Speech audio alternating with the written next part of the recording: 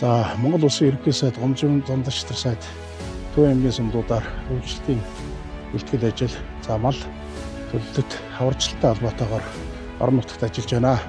За энэ үеэр бас Монгол Улсын аварга малчин Бат цэргийн шагналыг гардуулаад өнөөдөр одоо Эрдэнэ сан сумынхаа иргэдтэй уулзж байна.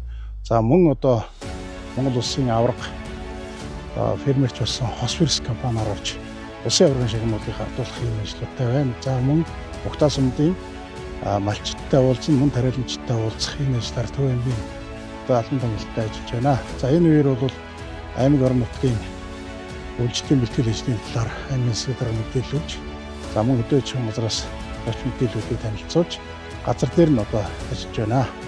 За манай аймгийн хувьд бол энэ жил 4.1 сая мал үйлчилж аварч байна. За 1.5-аас 1.7 сая төлөвлөж явах бэлтгэл ажилтай. За улсын онцгой комисс болон аймгийн онцгой комиссаас үүсдэг жилийн бэлтгэлийг 27 сумдаа хүргэж бэлтгэл ажлуудаа бас хангаж байна.